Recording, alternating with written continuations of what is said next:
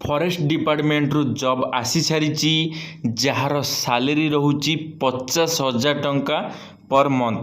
तो चलतु डिटेल्स रे जानी नबा कौन कौन आवश्यक देखि नियंतु। ओडिशा फॉरेस्ट डिपार्टमेंट तरफ रु आसी जाइछि Odisha forest division recruitment 2025 official notification out of various post salary 50,000 per month देखिनेले। एबे डिटेल्स रे जानी नबा कौन कौन सब आवश्यक केमिति कौन अप्लाई करिबा। तो देखि नियंतु इठी डिटेल्स रे देई देइछि ओडिशा फॉरेस्ट डिवीजन रिक्वायरमेंट 2025 रो डिटेल्स। ऑर्गेनाइजेशन नेम रहिबा हमर the office of the division forest officer Baleshwar wildlife division. Type of job रहिबो कंट्रेक्चुअल। कैटेगरी रहउछि हमर गवर्नमेंट जॉब रहिबो। Name of the post subject matter specialist SMS देखिनेले। Application mode रहउछि हमर एप्लिकेशन मूड रहउछि हमर वेलकम इंटरव्यू एप्लिकेशन मूड रहउछि। हु कैन अप्लाई रहिबा हमर ऑल इन ओडिशा कैंडिडेट माने पूरा ओडिशा सारा लोक आधरे अप्लाई करि परिबे। तो देखि नेबा एबे कोन सब आवश्यक। प्लेस ऑफ पोस्टिंग रहउछि हमर ओडिशा रे पोस्टिंग हेबो देखि नियंतु। ओडिशा रे हमर पोस्टिंग हेबो। लास्ट डेट रहउछि हमर 20 सेप्टेम्बर 2025 माने आपणक पाखरे एबे मध्य समय अछि आपण माने चाहिए अप्लाई करि परिबे। हमर जेंडर रहउछि बोथ मेल एंड फीमेल माने उभय पुओ झियो आदरे अप्लाई करि परिबे। एबे देखि नबा हमर एजुकेशन क्वालिफिकेशन कौन रहउछि आमे एबे देखि नबा।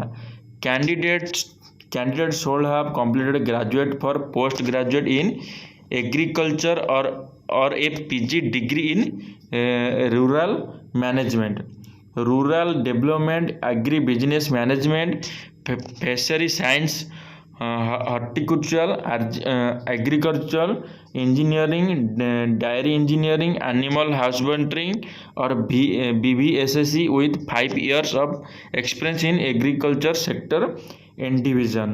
तो सांग माने ये डिटेल्स टी आपण मानकु मिली जीवो टेलीग्राम चैनल रे मोर आपण मानकु मु लिंक देई देबी डिस्क्रिप्शन रे। आपण माने सिटो डायरेक्ट देखि नेबे कोन कोन सब आवश्यक। जदि आपण माने बुझी न पारुचंती आपण मानकु डिटेल्स दिया जीवो सेठी आपण माने देखि परिबे एजुकेशन क्वालिफिकेशन कोन कोन सब आवश्यक।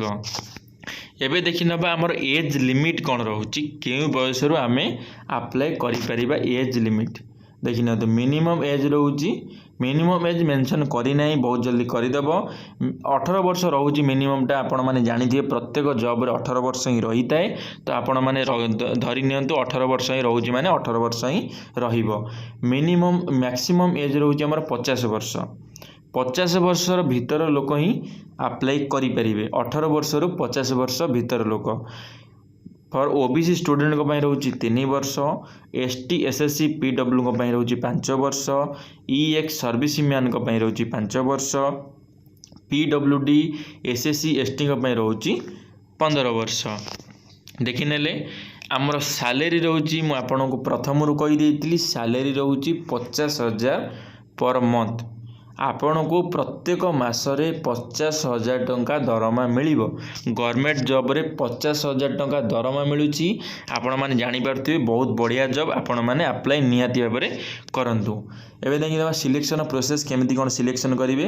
Welcome interview including written test personal interview.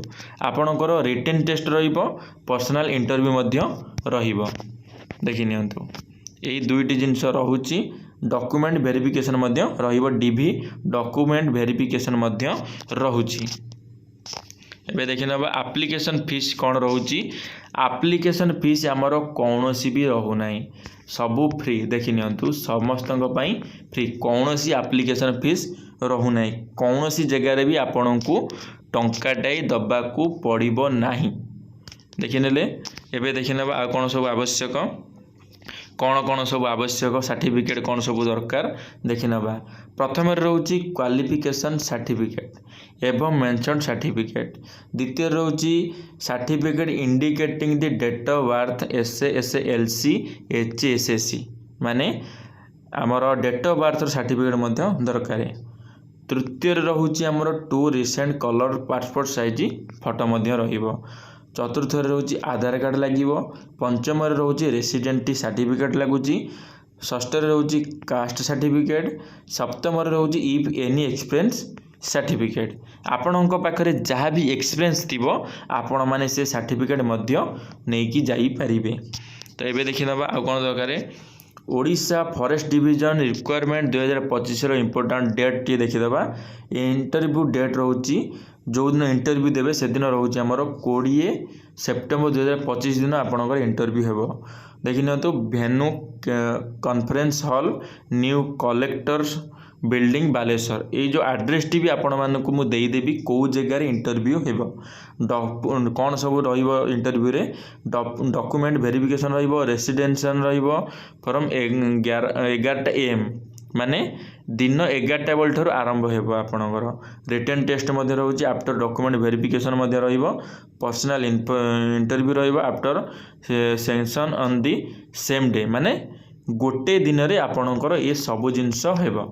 आपण मानकु ये सब जिंस डिटेल्स रे मिली जिवो टेलीग्राम चैनल रे आपण माने सिटो मध्य देखि नेबे।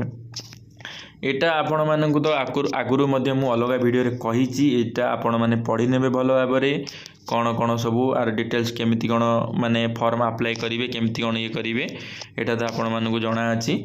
एटा मध्य पढि नेबे।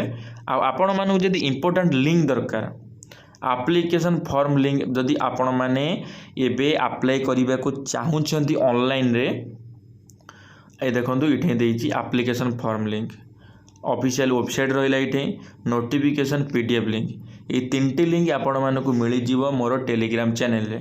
आपण माने सिटो डायरेक्ट नहीं आपण माने अप्लाई करि परिबे आपण माने दाखल करि परिबे। जेतमळे आपण को इंटरव्यू 20 तारिख रे रहउची इंटरव्यू आपण मानकु 20 तारिख रे डका जीवो जेतमळे आपण माने जाई सिटो इंटरव्यू डायरेक्ट देई परिबे। तो धन्यवाद सांग माने आशा करिबी आपण मानकर डाउट क्लियर होई जाइथिबो। जदि आपण मानकर कोनोसी भी डाउट अछि ताले आपण माने मते डायरेक्ट कमेंट माध्यम रे जणाई परिबे। जदि कमेंट रे आपण माने जणाई न पारुछंती ताले मो टेलीग्राम चैनल को सब्सक्राइब करि दियंतु। टेलीग्राम चैनल रे आपण माने जहाँ भी कहिबे प्रत्येक प्रश्नर आपण मानकु उत्तर दिया जिवो। धन्यवाद। जय जगन्नाथ।